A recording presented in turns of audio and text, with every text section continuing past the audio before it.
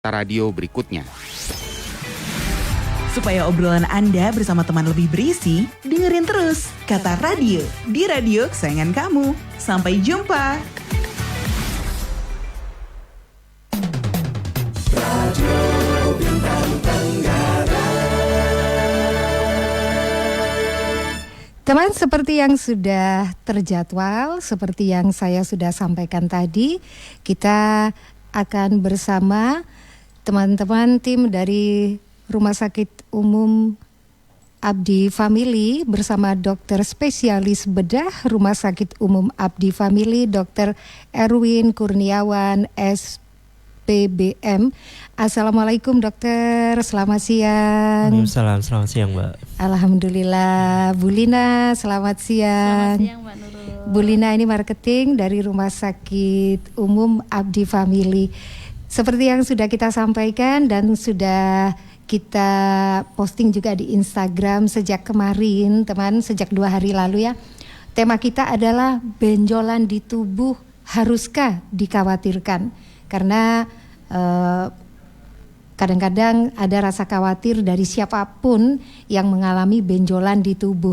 Nah, pastinya benjolan itu ada yang harus dikhawatirkan, ada juga yang tidak. Seperti apa ini dokter, benjolan yang perlu dikhawatirkan ini?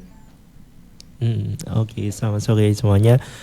Jadi pada kesempatan ini saya akan membicarakan tentang benjolan yang ada di tubuh. Jadi ya, pada dasarnya semua benjolan yang ada di tubuh yang bukan maksudnya baru muncul atau tidak normal, tidak seperti orang pada umumnya, itu tetap harus dikhawatirkan. Seperti sampai terbukti kalau benjolan itu aman atau tidak, seperti itu. Kalau secara umum benjolan itu bisa banyak penyebabnya, Mbak. Jadi bisa karena infeksi bisa, atau bisa memang karena bawaan sejak dari lahir bisa. Oh, ada ya yang benjolan bawaan itu atau ya. kongenital namanya.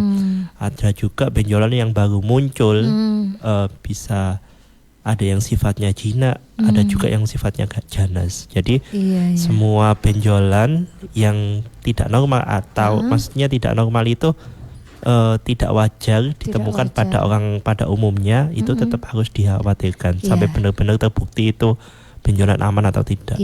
Tapi itu, kalau benjolan ini ada yang kita nggak khawatir gitulah, itu di mana saja? Tergantung letaknya, Jadi makanya harus kita pastikan dulu benjolannya itu aman atau tidak. Gampangannya seperti yang bilang tadi itu, kalau benjolan berdasarkan penyebabnya kita bagi jadi 4 gampangannya. Bisa karena infeksi, bisa karena kongenital atau bawaan. Terus yang kedua yang didapat yang sifatnya itu jinak atau ganas. Ya, semua tempat di lokasi bisa terjadi itu semua. Jadi ya yang aman yang seperti apa? Ya harus diperiksa dulu. Harus cari tahu dulu. Yang bawaan itu yang seperti apa dokter? Yang bawaan atau kongenital itu biasanya pas bayi sudah lahir kok sudah ada benjolan seperti itu. Paling sering adalah hemangioma. Hemangioma itu tumor pembuluh darah.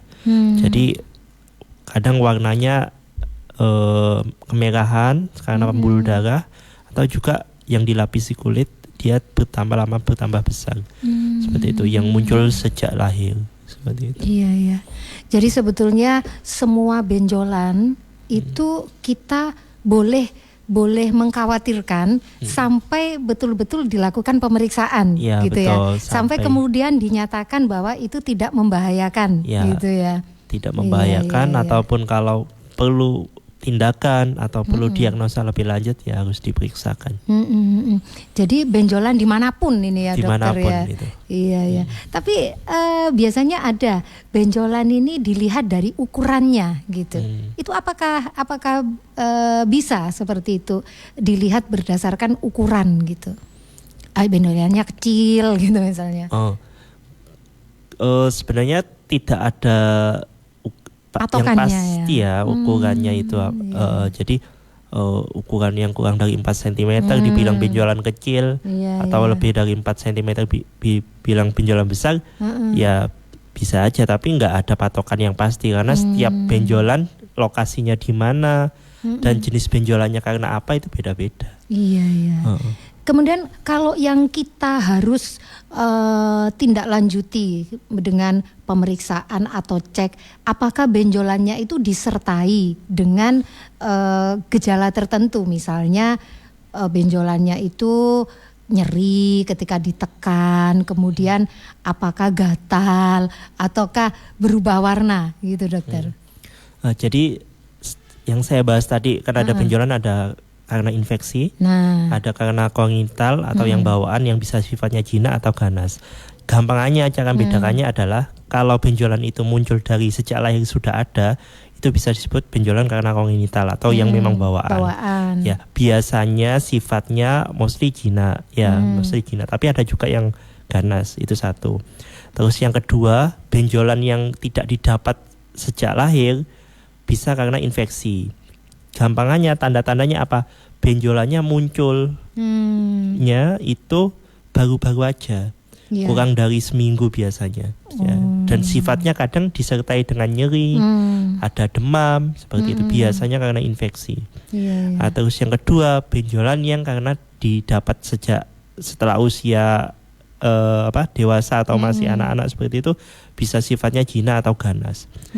Cara membedakannya gimana benjolan jinak atau ganas, itu dibedakan dari 3 kriteria ini. Kalau benjolannya itu sifatnya ganas, biasanya satu, dia progresivitas atau kemampuan untuk membesarnya itu lebih cepat. Seperti itu, cepat membesar. Satu. Terus yang kedua, dia infiltrasi, artinya dia menempel ke jaringan sekitarnya. Jadi benjolannya itu meskipun dia kecil, tapi dia nempel ke jaringan sekitar dan muncul ada luka atau apa, bisa curiga ke arah ganas. Itu tahunya nempel di jaringan itu dengan cara apa, dokter? Caranya diperiksakan, dipegang benjolannya, kemudian digerakkan. Kalau digerakkan, digeser-geser itu nggak bisa gerak benjolannya, fix atau nempel, biasanya ganas. Terus yang ketiga, ada benjolan di tempat lain. Contohnya, kalau ada pasien atau seseorang mengeluh ada benjolan di payudara, kemudian dia ngeluh juga ada benjolan di tempat lain, entah itu di ketiak atau di leher atau di perut, yang ada kaitannya sama benjolan di payudara, biasanya benjolan yang ada di payudara itu sifatnya ganas. Seperti itu. Itu gampangannya cara bedakan. Bedakannya gitu jinak atau ganas. Ya, jadi diikuti dengan tumbuhnya benjolan di tempat lain yang garisnya kalau ditarik nyambung gitu, dokter. Gampangannya seperti gampangannya itu. Gitu ya. Iya. Jadi sebetulnya biar nggak was-was, coba dari rumah dideteksi seperti yang dokter bilang tadi gitu. Iya, betul. Iya. Tapi tentunya langkah berikutnya adalah harus periksa ya, dokter, harus periksa untuk kemana pastikan. Ini dokter? Kalau ini terdapat benjolan, saran saya periksa dulu ke bidan atau ke dokter umum bisa. Nanti dari Vaskes 1, bidan atau dokter umum atau puskesmas, nanti bisa diakses. Kalau memang itu karena infeksi atau benjolannya itu infeksi, bisa diobati dulu. Jadi tidak semua benjolan itu harus dioperasi. Ya, itu dia biasanya. Jadi, kan kalau ada benjolan dia, aduh takut nanti operasi gitu. Jadi kalau benjolannya itu karena infeksi, kadang nggak perlu operasi dulu, dicoba obati dulu dengan pengobatan antibiotik, harapannya bisa sembuh seperti itu. Tapi kalau seandainya benjolannya itu masih belum tahu ini karena apa karena infeksi kah atau benjolannya ini ganas, nanti biasanya dari Vaskes 1, dari dokter umum atau bidan atau perawat biasanya menyarankan untuk ke rumah sakit diperiksakan ke bagian bedah. Dirujuk ini. Betul. Ya, dokter. Ada pertanyaan dari Mbak Leni yang ada di Genteng. Nah, ini yang ditanyakan langkah apa gitu ya kalau ada benjolan ini. Dulu pernah ada benjolan di leher gitu. di leher, di bawahnya dagu. Ketika diperiksa di rumah sakit, disampaikan bahwa benjolannya ini di bawah kulit, tapi di luar jaringan daging gitu. Jadi terpisah artinya. Sempat disarankan jika ingin benjolannya hilang dioperasi, tapi Bu Leni tidak berani dioperasi, memilih untuk melakukan alternatif gitu. Nah, ini seperti apa ini dokter kalau misalnya ada benjolan yang pasiennya ini tidak mau dioperasi. Kemudian ada juga Pak Latif ini yang menanyakan kalau bisul ini jenis apa? Apakah termasuk juga jenis benjolan? Iya. Saya jawab dulu yang pertanyaan nomor 2 ya Mbak ya, dari Pak kalau Latif. bisul ya, karena kan ada bisul apa termasuk benjolan? Iya, termasuk benjolan. Ya. Bisul ini adalah benjolan yang karena infeksi. Oh, nah ini contoh Ya, karena contoh infeksi karena bisul. infeksi. Kemudian yang biasanya ada di kelopak mata itu Ini timbilen itu ya? Orang awam nyebutnya timbilen. Itu benjolan juga ya, Ya, dokter, benjolan juga. Kalau bahasa medisnya ada yang hordeolum atau kalasion. Itu juga karena infeksi juga paling sering seperti itu. Jadi tidak semua benjolan harus dioperasi. Salah satunya bisul itu tadi. Kalau sudah diobatin dengan antibiotik, ya insya Allah bisa sembuh. Namun kalau bisulnya sudah ukurannya besar, tidak mempan diberi antibiotik, biasanya perlu tindakan. Oh, perlu bedah juga. Ya. Betul. Kemudian yang kasusnya Bu Leni pernah ada benjolan di bawah dagu, ya. Iya, benjolan di area leher terutama itu memang paling sering. Ya kita alami pasien-pasien kami. Jadi apa aja sih yang bisa nyebabin benjolan di leher? Paling sering itu pembesaran kelenjar getah bening, karena di daerah leher itu banyak kelenjar getah bening. Dan penyebab kelenjar getah bening membesar itu salah satu yang paling sering 75% karena infeksi. Jadi limfadenitis, pembesaran kelenjar getah bening karena infeksi. Untuk memastikannya apa? Kalau benjolan di leher, saran ke dokter di rumah sakit, ke dokter bedah. Biasanya kami melakukan pemeriksaan dulu. Dari kita evaluasi, kita tanya-tanya anamnesis. Biasanya kalau benjolannya di lehernya itu munculnya barusan saja, kurang lebih dalam jangka waktu yang relatif singkat 1 minggu, biasanya karena infeksi limfadenitis ya. Namun kalau benjolannya ini sudah lama, 1 bulan, 2 bulan kok benjolannya menetap dan semakin ukurannya relatif semakin membesar, harus kita periksa. Kita periksa dari pemeriksaan klinis kita dulu, dari kita periksa secara klinis, kalau memungkinkan dan masih untuk memastikan biasanya kita melakukan USG. Di USG jadi. Di USG ini tujuannya adalah satu untuk memetakan benjolannya ini letaknya di mana dan benjolannya ini nempel atau enggak. Dan biasanya selain itu juga untuk nentuin benjolannya bukan banyak atau tidak. Karena kadang kalau di leher benjolannya kecil pun kadang nggak teraba dengan tangan. Jadi harus di USG. Nah, setelah USG bagusnya dilakukan pemeriksaan FNAB, Needle Aspirated Biopsi. Jadi dicek dulu, diambil sampelnya. Menggunakan jarum tajam. Tujuannya apa? Untuk tahu jenis benjolannya ini apa. Seperti itu. Jadi memang nggak selalu ada benjolan di leher harus langsung dioperasi, tidak. Jadi kita pilih yang non invasif dulu. Itu langkah-langkahnya gitu ya. Jadi jangan dapat. Tapi kalau yang punya Bu Leni ini jenis apa ya dokter? Katanya itu di bawah jaringan kulit tapi di atasnya jaringan daging gitu. Jadi tidak melekat. Ya, saran saya kalau seperti itu untuk memastikan di USG dulu. Ya. Karena benjolan di bawah dagu banyak penyebabnya. Bisa kongenital juga ada.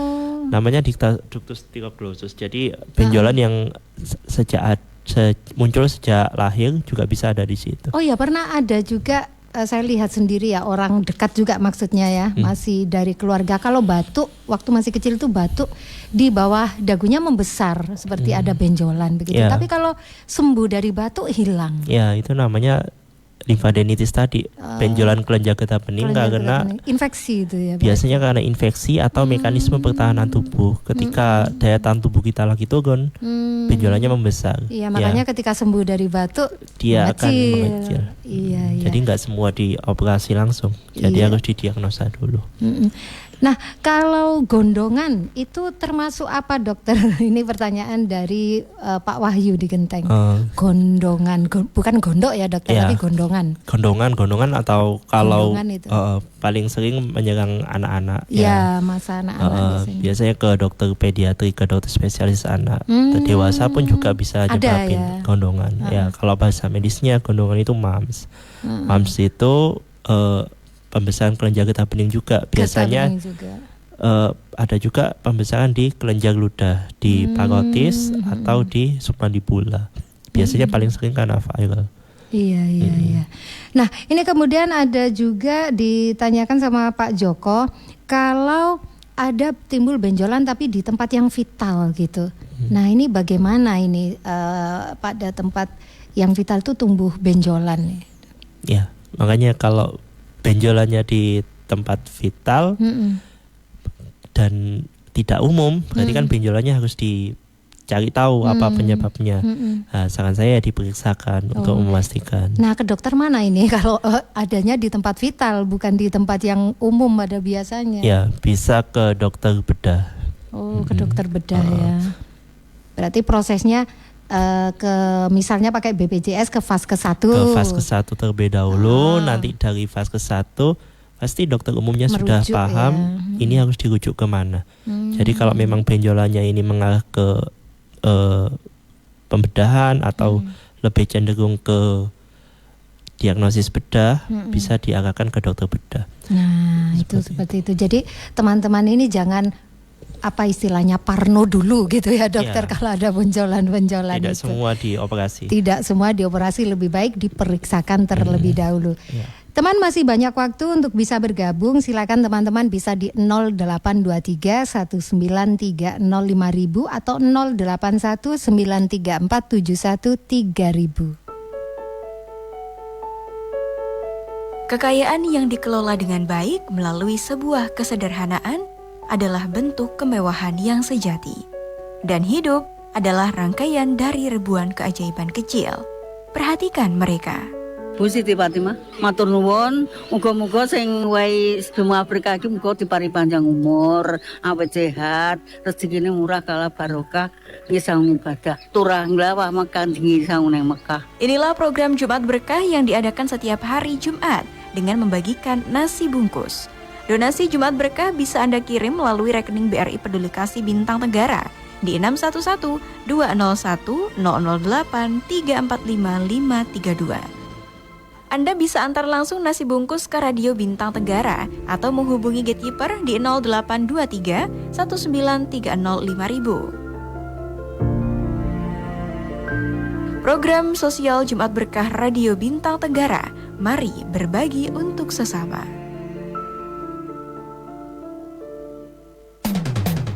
Radio Bintang Tenggara.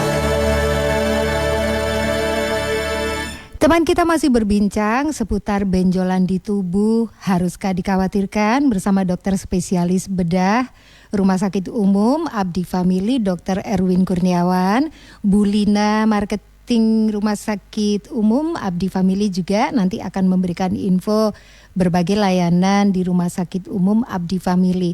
Tadi kita sudah banyak mendapatkan penjelasan dari Dr.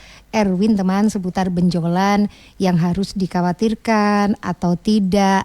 Ya, ada yang bergabung di Gatekeeper yuk Roni. Sudah tersambung dengan Bu Endang. Bu Endang, selamat sore Bu. Selamat sore. Bu Endang di mana? Maaf, mau tanya, sedikit menyimpang dari topik boleh nggak? Boleh. Boleh, silakan. Selamat sore, dokter. Ya, sore Bu. Ini saya setiap hari, tiap malam mau tidur, saya itu mengkonsumsi 3 lembar daun sirih merah. Itu rutin saya lakukan. Terus setengah jam berikutnya kencing. itu berlangsung selama 5, 6, 7 kali dalam malam itu tidur saya itu. Terus kalau pagi saya konsumsi itu dalam perut keadaan kosong. Itu kalau pagi saya konsumsi pas subuh perut saya kosong itu aman-aman saja. Terus lagi kalau itu pas kalau puasa saya pasti makan sahur itu saya sama. Setelah makan sahur jam-jam berikutnya itu saya mesti kencing setengah jam sampai 1/4 jam itu terus sampai 5-6 kali. Itu saya begitu. Yang mau saya tanyakan itu apa pengaruh pada tubuh saya gitu. Kalau masalah pada tubuh saya alhamdulillah saya tidak bermasalah. Begitu dokter. Terima kasih. Selamat sore. Assalamualaikum. Waalaikumsalam warahmatullahi wabarakatuh. Bu Endang yang menanyakan gimana nih dokter? Bu Endang, jadi kalau sering kencing terutama pada malam hari itu namanya poliuria Bu. Poliuria itu atau sering kencing pada malam hari biasanya salah satu gejala dari diabetes mellitus atau kencing manis. Ya, ada juga sering kencing atau kencing yang tidak tuntas. Bisa juga karena infeksi saluran kencing juga bisa. Jadi saran saya untuk awal-awal Bu Endang bisa periksa aja ke puskesmas atau vaskes 1 untuk cek rutin, untuk cek gula darah atau diperiksa dokternya lagi biar lebih bagus apa yang menyebabkan poliuria itu tadi. Seperti itu. Ya, jadi cek dulu lebih baik ya dokter ya. Baik, itu tadi jawaban buat Bu Endang. Radio Bintang Tenggara.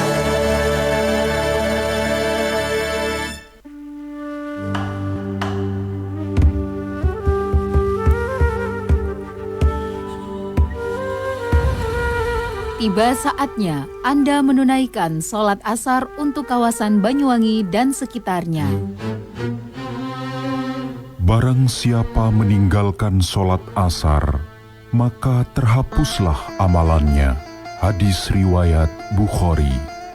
Tanda waktu sholat asar ini dipersembahkan oleh Mahkota Hotel Genteng Banyuwangi.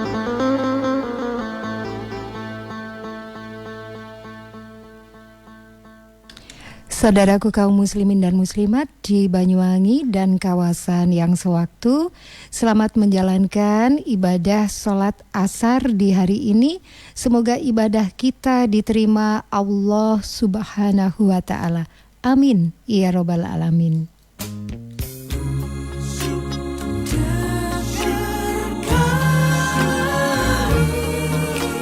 95,6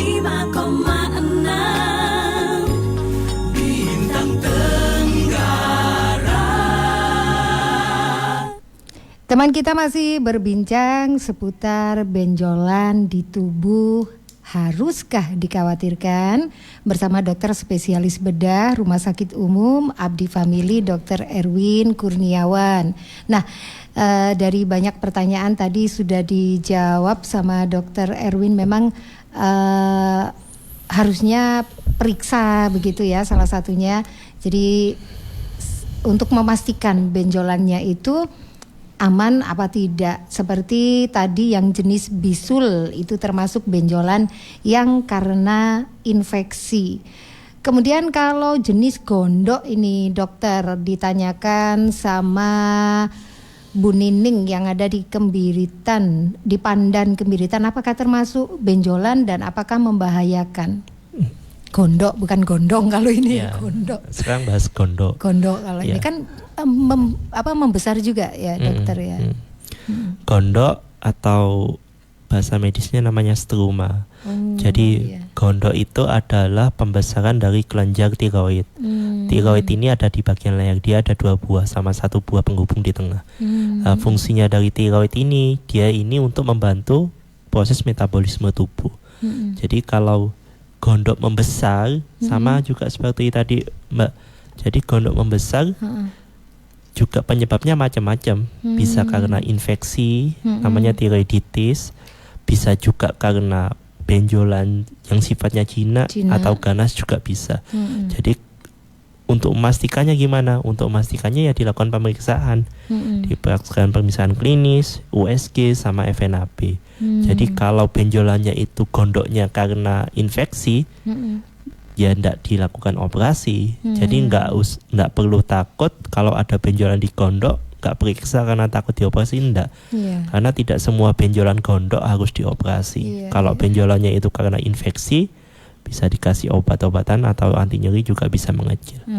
Kalau ada benjolan tapi disertai demam, demam, panas begitu, itu apa karena infeksi? Kalau disertai demam, panas gitu, harus dilakukan pemeriksaan dulu. Benjolannya ya. di mana letaknya? Ya, benjolannya di mana letaknya dan tadi itu munculnya sejak kapan? Apakah ada bebarengan sama demamnya? Terus jenis karakteristik dari benjolannya seperti apa? Apakah curiga ke arah abses atau bisul tadi itu? Bisa juga karena demamnya itu, karena benjolannya itu infeksinya karena demamnya itu tadi. Jadi kalaupun itu ada demam, tetap harus dilakukan pemeriksaan ya dokter, betul. Ya. Kalaupun tidak disertai demam ya tetap harus pemeriksaan gitu ya. Jadi kita penting sekali untuk kita memeriksakan benjolan apapun itu, karena satu, tidak usah takut karena semua benjolan tidak semua harus dilakukan operasi, itu satu. Terus yang kedua, kalau memang itu benjolannya itu sifatnya ganas, ya, naudzubillah kalau seandainya memang ganas, kita bisa tahu lebih dini ketahuannya sehingga pengobatannya lebih optimal, nanti outcome-nya juga akan lebih bagus juga. Nah ini ada Bu Nelly ini di wilayah Rogo Jampi. Anaknya dulu waktu masih kecil itu sering kepalanya itu bonjoten. Ada benjolan-benjolan di kepala, terutama kalau habis makan telur, kemudian makan snack tertentu itu dokter. Nah sekarang sih sudah berkurang, sudah mulai jarang. Kenapa kok waktu masih kecil sering seperti itu? Iya, bonjoten atau orang awam menyebutnya bonjoten ya. Iya, di kepala itu biasanya anak kecil sering ya. Iya, karena di bagian kepala, di kutub kepala, terutama di bagian belakang atau di daerah occipital itu banyak pembesaran kelenjar getah bening di situ. Jadi pada saat masih usia muda, mekanisme pertahanan tubuh tidak sebagus usia dewasa. Jadi pas masih usia muda, salah satu mekanisme pertahanan tubuh ya limfadenitis tadi itu. Limfadenitis nggak diobatin, jadi infeksi. Jadi sebenarnya bonjotan itu ya bisul atau yang sudah besar, furunkel namanya. Tapi katanya sekarang setelah dewasa anaknya nggak bonjotan ya, gitu. Karena mekanisme pertahanan tubuhnya sudah bagus, berganti bukan ke KGB lagi. Baik. Ke Roni. Ini ada Bu Aldi Nurul di kawasan Baru Rejo menanyakan kalau timbilen itu apa penyebabnya dan bagaimana cara mengobatinya, dokter? Oke, tadi sudah ada yang tanya timbilen ya dokter ya. Timbilen di mata itu. Ya, timbilen di mata itu dibagi jadi dua, yaitu hordeolum sama galasion. Biasanya penyebabnya karena infeksi di kelenjar kecil-kecil di mata, itu ada kelenjar, bisa karena infeksi di situ. Kalau sudah ada keluhan seperti itu, saran saya bukan ke dokter bedah tapi ke dokter mata. Oh, ke dokter mata ya. Jadi nanti dievaluasi. Kadang kalau masih ukurannya kecil, bukan karena infeksinya yang bukan karena hebat, dilakukan pengobatan dulu, dikasih obat dulu dengan antibiotik. Tapi kalau sudah besar, biasanya dilakukan eksisi galasion. Oh iya. Katanya kalau makan apa ya sama kayak makan telur, kemudian makan ikan tertentu itu biasanya tumbuh timbilennya, betulkah begitu dokter? Bisa jadi dipacu dari reaksi alerginya. Reaksi ada alerginya ya. Tapi tidak semua. Tidak semuanya. Nah ini yang timbilen ini mungkin diingat pada makanan tertentu apa ya. Ternyata karena faktor alergi juga bisa, tapi ke dokternya ke dokter mata ini ya. Iya. Baik.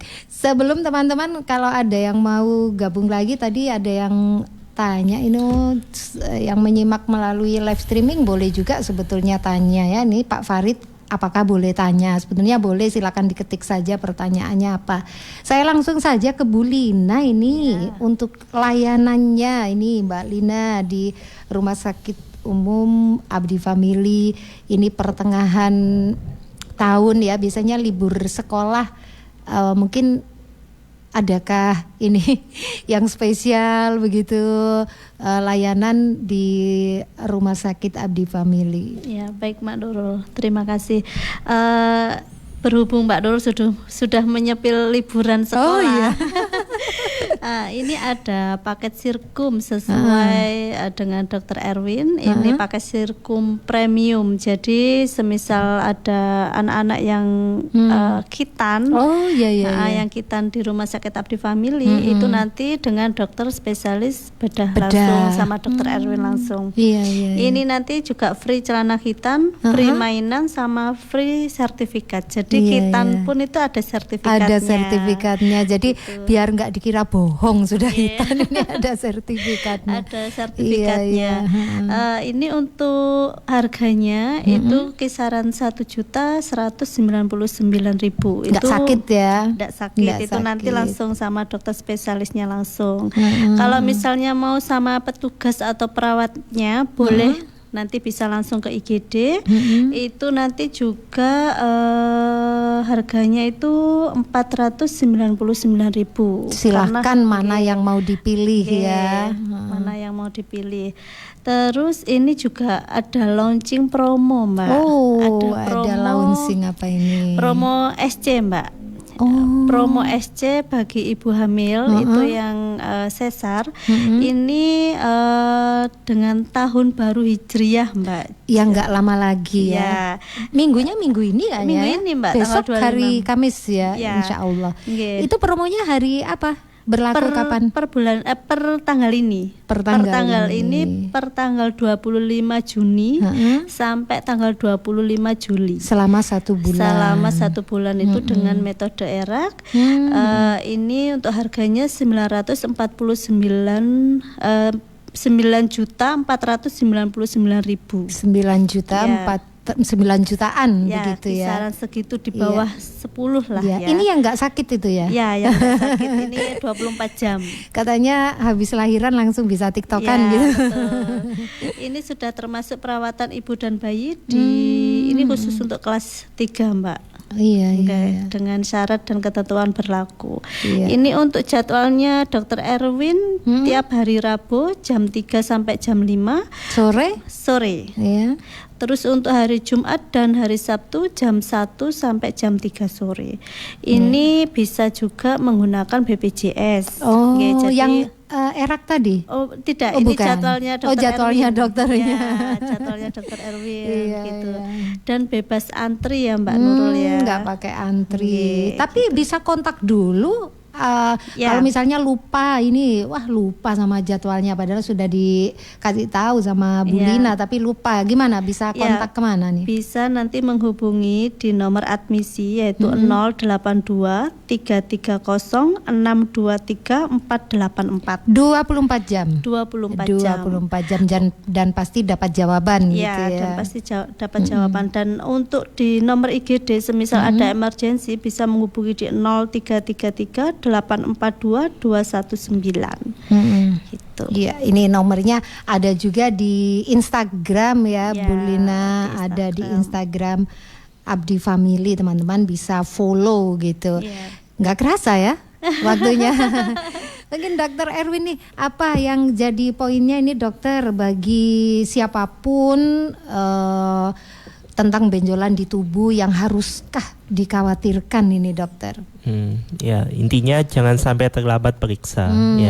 Sampai terlambat periksa dan tidak semua benjolan itu dilakukan operasi. Masih ada tempat dilakukan pengobatan. Jangan takut-takut dulu gitu ya.